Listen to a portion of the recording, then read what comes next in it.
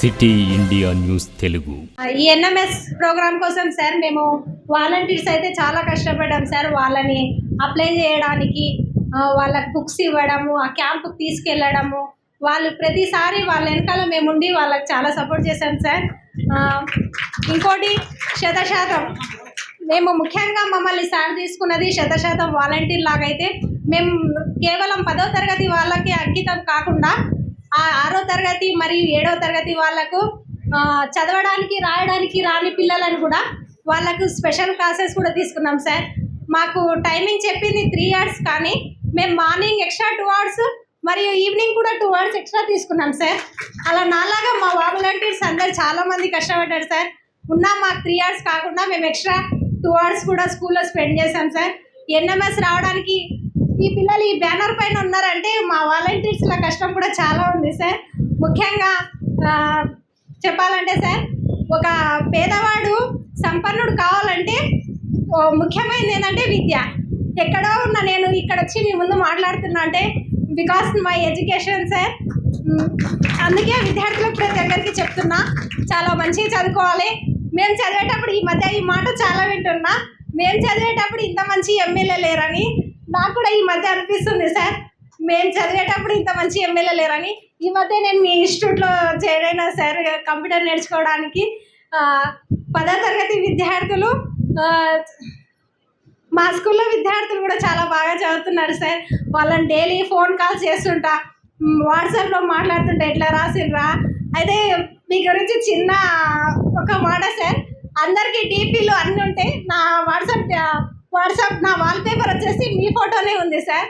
నేను ఎందుకంటే ప్రతిరోజు మిమ్మల్ని చూసి మా పిల్లలకు చెప్తుంటా, 10th పిల్లలకు, సార్ మాట మీరు నిలబెట్టారా, అందరూ 500 మార్కులు తెచ్చుకోవాలి, IIITలో సీట్ తెచ్చుకోవాలి, అదే మా సార్ ముఖ్య ఉద్దేశము అని ప్రతిసారి మా పిల్లలకు అంటుంటా సార్. మీరు చేస్తున్న ఈ గొప్ప ప్రయత్నం నాకు ఈ మధ్య మూవీస్ చూస్తుంటే ఒక చిన్న మూవీ గుర్తొస్తుంది సార్. మిమ్మల్ని చూస్తే ఠాగూర్ మూవీలో చిరంజీవి గారు గవర్నమెంట్ ప్రతి ఆఫీస్లో వాళ్ళ స్టూడెంట్స్ పెడతారు, ఎక్కడెక్కడ లంచాలు తీసుకుంటున్నారో చూడడానికి అని. మీరు మమ్మల్ని అట్లా ఆ విధంగా సార్ ప్రతి స్కూల్లో మా ఒక 100% అని పేరు మీద మమ్మల్ని పెట్టారు సార్. అయితే ఈ మధ్య మేము చాలా ఫేమస్ అయినాం సార్. ఇక్కడ ZPHS సల్లంపల్లి అంటే సార్ నా పేరు చెప్తారు సార్. అయితే నాకు రోల్డ్ మోడల్ మీరు సార్. ఈ మధ్య 100% చేరినందుకు చాలా సంతోషంగా ఉంది. మేము ఖచ్చితంగా మీకు రిటర్న్ గిఫ్ట్ ఇస్తాం సార్. మా స్కూల్ నుంచి 500 మార్క్స్ వస్తాయి ఖచ్చితంగా. మా స్కూల్లో 26 మంది పిల్లలు ఉన్నారు సార్. ప్రతి ఒక్కరు ఖచ్చితంగా పాస్ అవుతారు అనే నమ్మకం నాకుంది సార్. వాళ్ళకి డైలీ ఫోన్ కాల్ చేస్తుంటా, ఎట్లా రాసిండ్రా అని. కొంతమంది ఇతర పిల్లలు చదవని వాళ్ళు ఉన్నా సరే, వాళ్ళకు జస్ట్ పాస్ కావడానికి చదవండి నాన్న, మీరు సార్ పేరు నిలబెట్టాలని ప్రతిసారి మిమ్మల్ని గుర్తు చేస్తుంటా సార్. ఇంకా thank you very much. Thank you Ravinder sir, నాకు ఈ అవకాశం ఇచ్చినందుకు ధన్యవాదాలు. నా పేరు హరిణి, నేను 8వ తరగతి చదువుతున్నాను. నేను ZPHS అప్పనపల్లి నుండి వచ్చాను. మాతృదేవో భవ, పితృదేవో భవ, ఆచార్య దేవో భవ. గురుగీత చెప్పినట్లు నగురోరధికం నగురోరధికం నగురోరధికం నగురోరధికం శివశాసనత శివశాసనత శివశాసనత. గురువు కన్నా గొప్పదైనది ఈ భూ ప్రపంచంలోనే లేదు. అటువంటి గురువులందరికీ నమస్సుమాంజలు. మరియు స్వామి వివేకానంద గారు చెప్పినట్లు మనిషిలో దైవత్వం దాగి ఉంది, అతడు దానిని వెలికి తీసి తన ప్రవర్తనలో వ్యక్తపరచడమే మానవ జీవిత లక్ష్యం.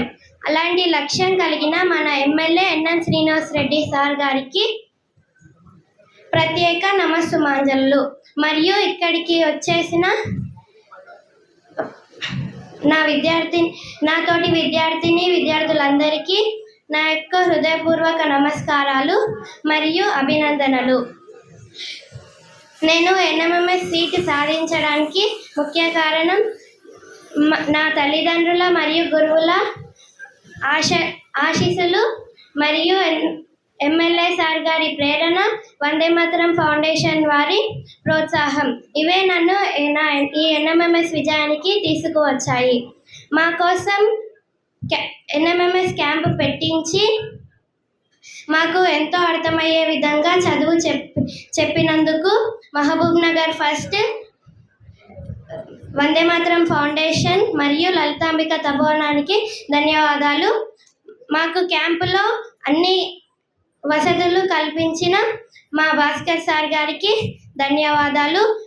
మా కోసం నా తల్లిదండ్రులు మరియు గురువులు చాలా ప్రోత్సాహం కల్పించారు. విషయాలు నేను చెప్పదలుచుకున్నాను. అమ్మ, ఈ పిల్లలు, మీ పిల్లలు, మన పిల్లలు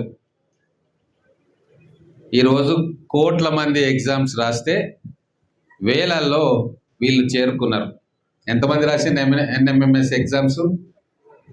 1 lakh కోసం దాదాపు 7 lakhs పట్టింది. ఎక్కడ మన దగ్గర మన మహబూబ్నగర్లో 650 ఇప్పుడు 86. ఈరోజు వాళ్ళు ఒక స్థాయికి చేరుకున్నారు. వాళ్ళలో టాలెంట్ ఉంది. వాళ్ళను చదువుకునే వాతావరణం మనం ఇళ్లలో కల్పిస్తే ఖచ్చితంగా వాళ్ళు అనుకున్న లక్ష్యాన్ని చేరుకుంటాం. ఈ 80 మంది ఎవరైతే ఉన్నారో వాళ్ళలో నేను రేపు భవిష్యత్తులో మీరు శ్రద్ధ వహిస్తే, తల్లిదండ్రులు శ్రద్ధ వహిస్తే, టీచర్లు ఎట్లాగూ శ్రద్ధ వహిస్తారు, వాళ్ళ వృత్తి ధర్మం అది. మీ ఇంట్లో తల్లిదండ్రులు శ్రద్ధ వహిస్తే ఈ 80 మందిలో నేను ఐఏఎస్లను చూస్తున్నా, ఐపీఎస్లను చూస్తున్నా, ఐఐటీలను చూస్తున్నా, ఇంజనీర్లను చూస్తున్నా, డాక్టర్లను చూస్తున్నా, ఆర్కిటెక్ట్లను చూస్తున్నా. వీళ్ళలో ఎవరైనా ఏమైనా కావచ్చు. వాళ్ళకు తెలివి లేక కాదు, వాళ్ళు కష్టపడక కాదు. వాళ్ళకు కావాల్సింది కొద్దిగా ప్రోత్సాహం, వాళ్ళకు కావాల్సింది ఒక మంచి వాతావరణం, వాళ్ళకు కావాల్సింది మంచి పుస్తకాలు, వాళ్ళకు కావాల్సింది మన ఇంట్లో సహకారం. ఇది మనం వాళ్ళకి ఇవ్వగలిగితే ఖచ్చితంగా మనం అనుకున్న లక్ష్యాలకు, వాళ్ళు అనుకున్న లక్ష్యాలకు వాళ్ళు చేరుకుంటారు.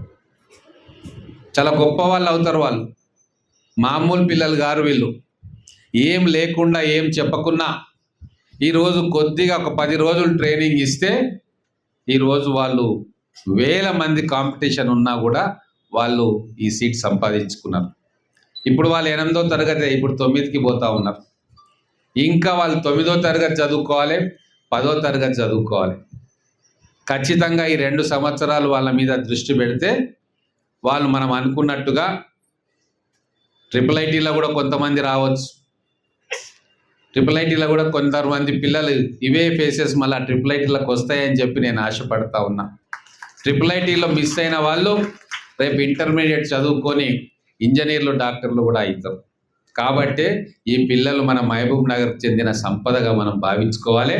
వాళ్ళని ఎంకరేజ్ చేసే విషయంలో, వాళ్ళకు కావాల్సిన అన్ని సౌకర్యాలు కల్పించే విషయంలో మనం అందరం కూడా ఒక సామాజిక బాధ్యతగా వాళ్ళని కనిపెట్టుకొని ఉండాలి. అందుకే తల్లిదండ్రులకు పెద్ద బాధ్యత ఉంది. ఈరోజు మీ పిల్లలను చూసి మీరు గర్వపడాలి. నేను శ్రద్ధ వహించినా, శ్రద్ధ వహించకున్నా మా పిల్లలకు ఒక చిన్న అవకాశం వస్తే వాళ్ళు కష్టపడి ర్యాంక్ సంపాదించి ఈరోజు ఈ ఫ్లెక్సీలలో ఎక్కిండ్రు. 100 మంది, 1000 మంది రాస్తే కొంతమంది ఈ ఫ్లెక్సీలలో ఉన్నారంటే వాళ్ళకు టాలెంట్ అద్భుతంగా ఉంది, వాళ్ళకు తెలివితేటలు ఉన్నాయి. కాబట్టి వాళ్ళని కంటికి రెప్పలాగా మనం కాపాడుకోవాలి. ఈ పిల్లలల్లా డబ్బులున్న వాళ్ళ పిల్లలు ఎవరు లేరు, కార్లలో తిరిగే పిల్లలు ఎవరు లేరు, బంగ్లాలు కట్టుకున్న పిల్లలు ఎవరు లేరు. మొత్తం కూడా గ్రామీణ స్థాయిలో కూలీనాలి చేసుకునే తల్లిదండ్రుల ఇంట్లో పుట్టిన పిల్లలు. అలాగే చిన్న చిన్న పనులు, ఆటో నడుపుకునే వాళ్ళు, రిక్షా నడుపుకునే వాళ్ళు, షాపులల్లో పనిచేసే వాళ్ళు, వాళ్ళందరి పిల్లలు. ఆర్థిక స్తోమత లేదు. వీరు ముఖ్యంగా సమాజంలో ఎస్సీ, ఎస్టీ, బీసీ, మైనారిటీ వర్గాలకు చెందిన వాళ్ళే నాకు తెలిసి 95% కంటే ఎక్కువ ఉన్నారు. మరి వీళ్ళ కోసమే ప్రభుత్వం ఉన్నది. వాళ్ళను మంచి చేయడానికి, వాళ్ళకు మంచి చదువులు చెప్పించడానికి మేమందరం కూడా ఉన్నాం. అందుకే మా ముఖ్యమంత్రి గారు కానీ, నేను కానీ మన పిల్లలకు మంచి విద్య అందిస్తే వాళ్ళు రేపు పెద్దగా అయిపోయి ఇప్పుడున్న పెద్దవాళ్ళలాగా నాకు 2000 పింఛన్ వస్తుందా, నాకు ఏం సాయం చేస్తారో అని అడిగే స్థాయిలో మన పిల్లలు ఉండకూడదు. వాళ్ళే 10 మందికి అన్నం పెట్టే విధంగా ఉండాలి, గొప్ప స్థానంలో ఉండాలన్న లక్ష్యంతో నేను ఇక్కడ పనిచేస్తూ ఉన్నా. అందుకే మొట్టమొదటిగా ప్రభుత్వ స్కూళ్ళను ఎన్నుకున్నాం. ఏ మంచి కార్యక్రమం నా దృష్టికి వచ్చినా మా పిల్లలకు నేను ఇవ్వాలి అని చెప్పి ఆలోచన చేస్తూ ఉన్నా. ఎంత ఖర్చైనా పర్వాలేదు, నా జేబు నుంచి ఇస్తానా, పక్కోని జేబులకు వెళ్ళి ఇస్తానా, ఇంకోరికి ఇస్తానా, ఏదైనా చేసి మా పిల్లల కోసం వాళ్ళకు మంచి భోజనం పెట్టేయడానికి, మంచి వసతులు కల్పించడానికి, మంచి టీచర్లను ఇవ్వడానికి, మంచి పుస్తకాలు ఇవ్వడానికి ఏదైనా చేసి వాళ్ళకు కావాల్సిన సదుపాయాలు ఖచ్చితంగా చేస్తాం. నేను అవి చేసినందుకు ఫలితం వాళ్ళు ఇచ్చింది. నేను ఒక మంచి పని చేద్దామని అడుగు ముందుకేస్తే నాతోటి ఇంతమంది వచ్చి నాకు సహాయ సహకారాలు అందిస్తూ ఉన్నారు. మా టీచర్లు ముందుకు వస్తూ ఉన్నారు. ఇక్కడ ఇంత పెద్ద కార్యక్రమం జరుగుతూ ఉంది అంటే రవీందర్ లాంటి వాళ్ళు, అలాగే గుండా మనోహర్ లాంటి వాళ్ళు అహర్నిశలు 24 గంటలు వాళ్ళ కుటుంబాలను వదిలేసి ఈ కార్యక్రమం చేస్తూ ఉన్నారు. కాబట్టే ఇంత రకాలుగా అన్నీ కూడా ఏర్పాటు అవుతూ ఉన్నాయి. మరి అటువంటిది మా టీచర్లు, ఇక్కడ ఉన్న వేదిక మీద ఉన్న వాళ్ళు, అక్కడ కూర్చున్న వాళ్ళు నిరంతరం ఆలోచన చేసి మా పిల్లలకు కొత్తగా ఏం చెప్పాలి, ఇంకా వాళ్ళకి ఎటువంటి సౌకర్యం కల్పించాలి అని చెప్పి టైం టేబుల్, ప్రోగ్రాము, స్ట్రాటజీ అన్నీ కూడా తయారు చేసుకుంటూ ఉన్నారు. వాళ్ళ పిల్లలు మంచిగా చదువుకున్నారు, వాళ్ళ పిల్లల కోసం కూడా అంత ఆలోచించలే, కానీ ఇక్కడ ఉన్న పిల్లల కోసం వాళ్ళు ఆలోచించారు. ఇంతమంది మంచి హృదయాలు కలిసినాయి కాబట్టే ఈరోజు ఈ పిల్లలు రత్నాల్లాగా తేలి ఏదైనా సాధిస్తామని చెప్పి ఇక్కడ గొప్ప ఆత్మవిశ్వాసంతో ఇక్కడ కూర్చున్నారు. వీళ్ళని చూస్తే సంతోషం అవుతా ఉంది. దీన్ని ఇక్కడి నుంచి ఇక్కడికి ఆపొద్దు, ఇది ఒక యజ్ఞంలాగా దీన్ని ముందుకు తీసుకుపో. రవీందర్ గారు రండి. వందే మాతరం ఫౌండేషన్ సృష్టికర్త పెద్దలు రవీందర్ గారిని వేదిక మీదకి ఆహ్వానిస్తా ఉన్నాం.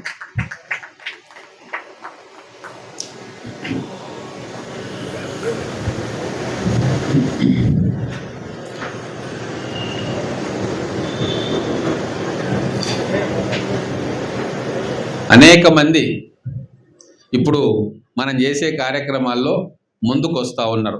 మేము కూడా ఏదో రకంగా ఈ కార్యక్రమంలో పాలు పంచుకుంటామని వాళ్ళందరినీ కూడా ఆహ్వానిస్తూ ఉన్నాం. బయటి నుంచి కూడా రేపు రాబోయే రోజుల్లో ఎన్ఆర్ఐలు కూడా మన కార్యక్రమానికి సపోర్ట్ చేస్తూ ఉన్నారు. ఇంకా దీని సక్సెస్ ఇంకా ప్రజలకు తెలియదు. ఇంత మంచి కార్యక్రమం మహబూబ్ నగర్లో జరుగుతూ ఉందన్న విషయం చాలామందికి తెలియదు. కానీ రాబోయే రోజుల్లో ఖచ్చితంగా ఒకరి నోట ఆ మాట ఈ మాట పోయి అందరికీ కూడా తెలుస్తుంది. తెలిసిన తర్వాత మన దగ్గర ఎట్లయితే మనం కార్యక్రమాలు చేసుకుంటున్నామో మన పిల్లల కోసము, మిగతా ప్రాంతాల్లో కూడా అక్కడున్న వాళ్ళు, రాజకీయ నాయకులు కావచ్చు, టీచర్లు కావచ్చు, వ్యాపారవేత్తలు కావచ్చు, సమాజ సేవకులు కావచ్చు, వాళ్ళందరూ కూడా ఈ కార్యక్రమంలో వాళ్ళకు తోచిన విధంగా పాల్పంచుకుంటారన్న నమ్మకం నాకుంది. మన తెలంగాణలో మనకు ఏమీ లేదు, ఖనిజ సంపదలు లేవు, మనకు పెద్ద పెద్ద భూములు లేవు, వారసత్వ సంపదగా కోట్ల రూపాయలు ఎవరు రాసియలే. మనకు ఉన్నది కేవలం మన తెలివితేటలు మాత్రమే. ఆ తెలివి మన పిల్లలో పుష్కలంగా ఉంది. అందుకే నేను ఎప్పుడు చెప్తా, మా పిల్లలు కోహినూర్ వజ్రాలు లాంటి వాళ్ళు. కోహినూర్ వజ్రం కూడా మహబూబ్ నగర్ జిల్లాలోనే దొరికింది. మా పిల్లలు అటువంటి వాళ్ళు. ప్రతి ఇంటిలో ఒక కోహినూర్ వజ్రం ఉంది. దాన్ని సానబెట్టాలి. సానబెడితే ఖచ్చితంగా పేరు ప్రఖ్యాతులు చేస్తారు. వాళ్ళు కూడా జీవితంలో స్థిరపడి కన్న తల్లిదండ్రులకు, పుట్టిన ఊరికి, చదువుకున్న పాఠశాలకు, విద్యాబుద్ధులు నేర్పించిన గురువులకు మంచి పేరు తీసుకొస్తారు. ఆ పిల్లల మీద నాకు నమ్మకం ఉంది. మేము నమ్మకం పెట్టుకున్నాం.